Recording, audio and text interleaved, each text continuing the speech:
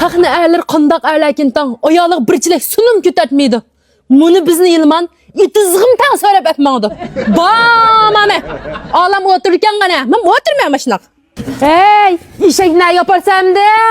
Ay bu itizg'i apirib taklani ko'rib o'ginib olsin bu. At yozgan ishiltimiz. Bir oydan keyin tak ochidamdi to'yoqda. Buni bizni Yilman qana qilib qolgan at degan. Taklar yo'q qolibdi deb ham zag'irdi qilmangdi. Hey, bu çaydan ne qilsa? Voy tushdi, chapa ishmamsa? Pishaydim tomoq yeb o'tirmizmi hamda? Voy u kun kalta birdan kashf bo'ldi. Ha nega soqlarda öyle jimmit oturmay, baldır itiz qo'ydiganqa? Tak beribdimiz. Hey, ishaq qana? Oy, Kutaza ağamçın uzun vakit de bu. Sana şaş etiz koyuş çoğun kalan deme.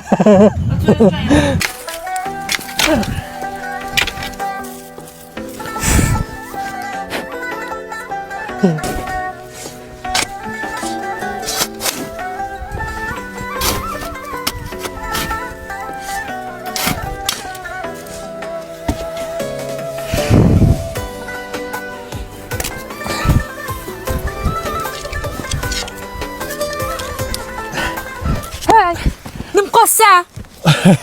Ma torayıp tuşkan tutumaz. Sizgi tuşkan şorup sıkıtayım. Hey, muşunçolar keng olamda tuşqanmısın ki muş to'ringa tushirma. Ilman meni sho'rib qilib ichasin deb. Oy, sebep kısan sıvat tutuqtaydı. Ishingni qil menga. Yarım bağmağan tığa, men barmay. Hey Merek, tata koyulur anne. Eli bir kere bak görecek el urup pişin şunu atmak. Baxsam sen beshing doqdimmi? Otasi tog'a yemidmi? Qandoqlar aytgan gap bu? Hey, taqnishi g'alashoy, men to'kingnikim. Oy u qo'lingni qalama qilib qo'ypaysizmi? Tang tushqishdi da. Ha, mak. Chapchin tiqalamashidim qarnig'a terlayinki.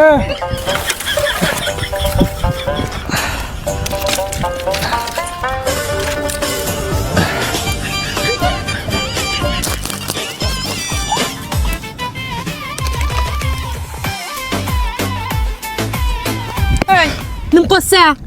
Oy to'nglar ketdim. Bak otqanab isin otqan. Nima bu? Çoğun ustamның çoğun şovmesi. Motat bakenlik çılap içi atay deb. Çoğun ustamның çoğunluğu var deb. Tam tayizike bunu. Ha, men noyab ish qilay. Sabiyat omdan bir yeb o'tir. Aka. Mang, tekinkim.